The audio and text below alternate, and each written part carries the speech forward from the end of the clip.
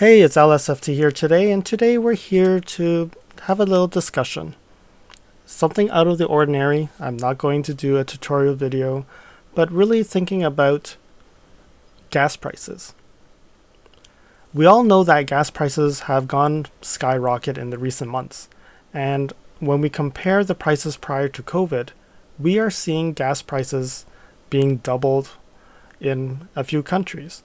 And in some places, you don't see as significant because you have higher gas prices already. But at least in Canada, we are seeing gas prices have gone up. And it's gone up, it's actually doubled. So the biggest topic I want to discuss in this video is, will you sell your current gas guzzler and buy a more efficient car? Or will you just ride the spike and continue to drive your own vehicle? I posted a poll a few weeks back, and 62% of you said that you will be buying a more fuel-efficient vehicle, whereas 13% said you would actually go directly to an EV, while 25% said that they're going to stick with their current vehicle. So I found this website actually called Global Petrol Prices, and what it shows is the gasoline prices per liter. And this right now in this chart, as of June 20th, so they actually update this website once a week, I believe, and it shows you what is the cost of gasoline per liter in each country. So you can see Venezuela is quite cheap in gasoline, $0.022 US dollars per liter. And then you go all the way down to the most expensive, and Hong Kong is the record-breaking of $2.99, which is like $3 US dollars per liter. And where do the other countries fit? So UK is $2.28 per liter US dollars. And if we come up, France is $2.19, 193. Italy, 2.165. And then we have, let's see, where's Canada? Canada, $1.73 US per liter. And we go up. Australia, $1.429. And we have the US, $1.37. So there's a very large variance between the gasoline prices per country. And if we go into the US, you can see that in March timeframe, it was only $1.20 something, and now it has gone to $1.37. So it has gone up in price. Going back, let's look at Canada, where I live. And let me change this to US dollars so that we can have a correct reference. So you see here in US dollars, $1.73. It actually has slowed down and gone down a little bit recently. It went up to $1.77, but it has been quite of a steep change from $1.45 to $1.77. And then let's go and look at United Kingdom. So you also see the exact same trend of increase in costs. So you convert that to US dollars, you can see that peak up. So gasoline prices have definitely gone up a lot.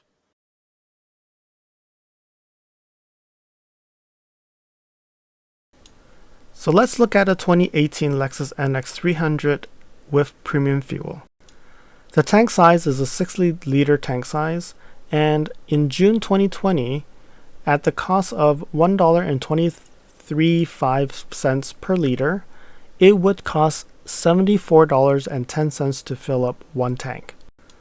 Assuming that we're driving 20,000 kilometers each year, and it will cost $2,395.90 to fill up for the year. We do the same calculation for June 2021, and the gas prices have gone up a bit at $1.57, and it costs $94.50 to fill up that tank. But now, June 2022, at $2.45 per liter, it costs $147.54 to fill up that tank, and an annual cost of $4,770.46. That's an increase of $2,374.56 a year to fill up your tank. And in reality, the NX300 having a combined fuel consumption of 9.7 liters per 100 is not a gas guzzler, but you can still see a significant increase of gasoline costs. So now we look at the 2018 NX300H, the hybrid that uses regular fuel. I'm not going to go through all the details, but you can pause the video to read it all. But if you look at the difference, it does go above $1,740 between the 2 years. The calculations are exactly the same, using the same information, and the combined fuel consumption is 7.5 liters per 100. So now we look at the 2018 RX350 using regular fuel. And the tank size is much larger. There's a 72-liter tank. And when you look at the same information using regular gasoline, the difference between the 2 years is $2,500. The fuel consumption, combined fuel consumption, is 10.8 liters per 100. So now we look at the 2018 RX450H. It recommends premium fuel, so we use premium fuel as our calculated. And the tank size is actually smaller. It's a 65-liter tank size. And the combined fuel consumption is 7.9 liters per 100, which is not bad for such a large SUV. But the cost difference is still around $2,000, $1,933.92.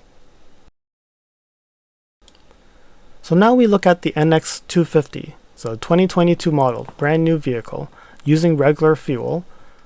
If you look at the price difference, you could definitely see that one tank will cost you $129.54 this year. And the difference is roughly $1,950 difference. And the combined fuel consumption is 8.4 liters per 100. And now we go to the NX350, the turbo engine, which requires premium fuel. You can see that the price difference is $2,325.60, a combined fuel of 9.5 liters. But the annual cost of fuel is $4,672. So looking at it, a brand new vehicle doesn't really save you a lot of money. If you compare this to the 2018 NX300, it's only roughly about $100 cheaper in gasoline per year. So now we look at the NX350H, which is the hybrid, using premium fuel. The difference in price between the 2 years is about $1,468. But when you look at the annual fuel cost, $2,950 is a lot lower than the NX350.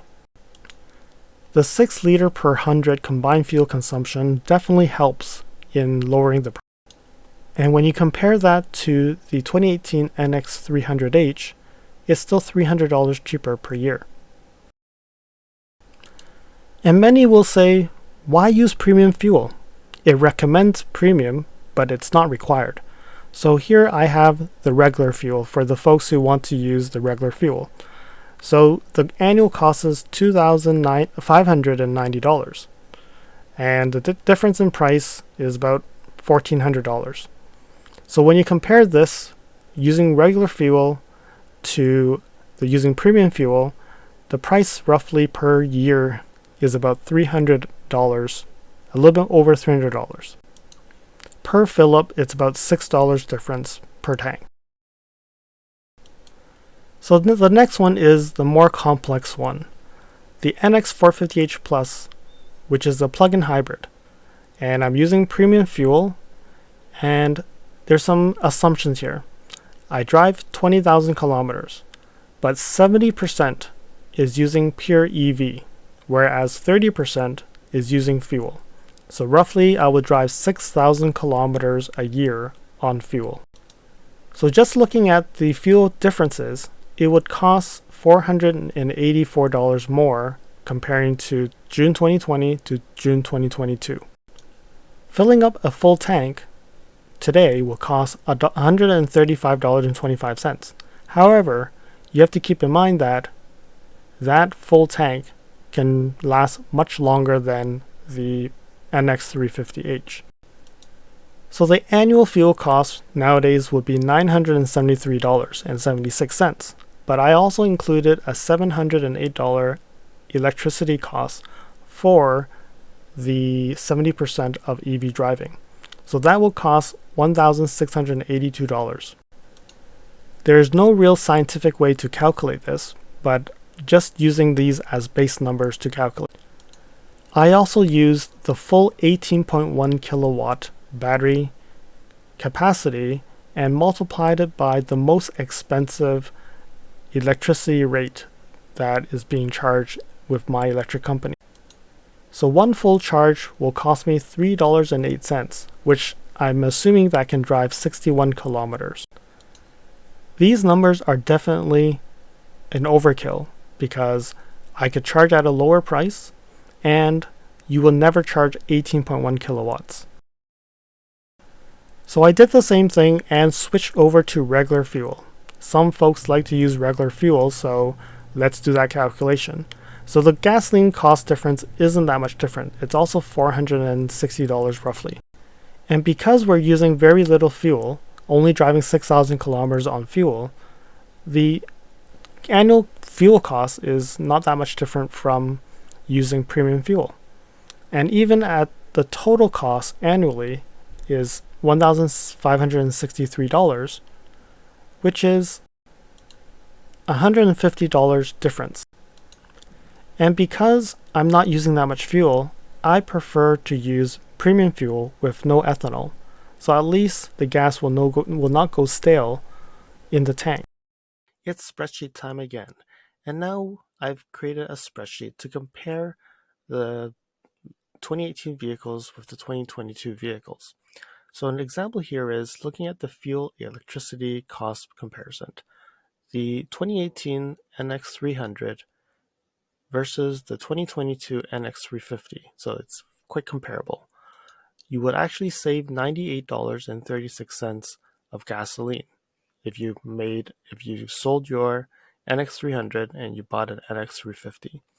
You do the same comparison with the NX300 hybrid with the new 350 hybrid. You would be saving $287.70. And if you really like the NX and you have the gasoline version, the turbo version, and you wanted to go to the hybrid, there's a significant savings of $1,819.66. So this is how you read this. And if people who are considering to downsize, like I have a Lexus RX 450h, and I want to go to the NX 350h hybrid, that will have a $934 savings of gasoline. And if you have the gas guzzler and RX 350, you will have a greater savings of gasoline. But definitely you have a smaller vehicle. On the right side here, I just took information from trade-in values from the Kelley Blue Book, and also I just took the base model of every trim that does not include any premium or any other trims, but just took the base model just to do the comparison. And then this is really where we've shown on the previously the gas costs per year. In the RX 450, I also included the electricity costs so you can actually get a total cost difference when you compare it to the other vehicles. And then the next one is looking at the car price comparison. Keep in mind that I've used the base models of all the 2022 Lexus NXs. And the reason for that is it's easier to compare because everybody has different likes of trims. So you do see that the RX 450h, if you sold it and bought an NX 250, you are saving $6,874. Even when you look at the base model NX350H, you will be getting some money back. But if you actually get the premium or the ultra premium of the 350, you most likely will break even, or you'll be paying a little bit more. So just keep that in mind when you look at these numbers. And if you do your own calculations, you may want to think about what trim you really want. So buying a new vehicle, you most likely will always have to pay more. So that's why it's all in red in most of the times. Okay, and then I just took a few examples that I felt interesting and possibly you may be thinking of. So for the first one is from the NX300, you now trade that in and buy an NX350H. So it will cost $16,706 more to buy the car, but you will have a $7,278 of gas savings after 4 years. So after 4 years, you're still paying $9,400 more per year for the 4-year period. And then when you look at an 8-year span, you will be $2,148 difference, but you're still in red, meaning you're still going to be paying more. So you're not really saving money when you change from an NX300 to a 350H. But if you consider downsizing and you have an RX 350 now and you go to the 350H, the NX version, it would cost $9,840 more to purchase the car. And after 4 years of gasoline savings, you're still about $3,000 more that you've actually paid out. But when you look at it in an 8-year term, you will then start saving money. Probably around 7 to or 6 years, you'll be starting to save some money. So this is probably something you can consider. One of the bigger significant ones are really the two I have here, which has savings. And it's really changing from an RX 450H to an NX 350H. The car price right now from an RX 450H and buying an NX 350H, you're going to be getting some money back. But again, if you actually add more trims, this will probably become a negative number. And then saving of gas, you'll be saving $3,700 roughly after 4 years. So after 4 years of ownership, in this calculation, you would actually be saving money. So you save $8,000 in costs. And after an 8-year span, it's about $12,000, which is quite significant. Then when you look at, okay, I have a 2018 RX 450H, and let me downsize to an NX 450H. The vehicle still costs us $5,600 more. But in the savings of gasoline, you would significantly be saving a lot more, and after 4 years, you'll be saving $6,250, even accounting for the cost of the vehicle. And over 8 years, you can now see that it's $18,000 of savings. But definitely, they're two different vehicles. One is much larger, and one is a smaller compact car. So to summarize, does it make sense to switch vehicles to combat fuel prices? In most of the cases, the vehicle price will negate the fuel savings. But in long run, it may save. But you also have to keep in mind that getting a new vehicle means having a new warranty. And also, it means you have new features, new safety features, like the NX series now have LSS Plus 3.0. And if you are the ones who don't like that mouse touchpad, the new infotainment system could actually already draw you to the new vehicle. It's not really comparing apples to apples because Everybody has their own needs and wants, and you really need to think about your own wants and do your own math. Is downsizing an option? Because as we have examples, moving from the RX 450h to the NX does have some savings. But you also have to think about the wait times. People are waiting for vehicles 3 months, 6 months, 12 months, 2 years, and you're on the waiting list. So you may not see your new vehicle for quite some time. But also, on the other side, used vehicles have a lot more value today than 2 years ago. Some may find that this video is boring and stopped after 1 minute, but some may relate to this video as they are considering to buy a new vehicle to combat skyrocketing fuel prices. Let me know in the comments below what your thoughts on this video is. And do you have another topic that you want me to talk about? If you have watched all the way to the end of this video, I greatly appreciate your support. Thank you. I hope you enjoyed this video. Please remember to comment, like, share, and most importantly, subscribe. You can also press that bell icon to get alerted when new videos are out. Thanks for watching, and I'll see you again next time. Cheers.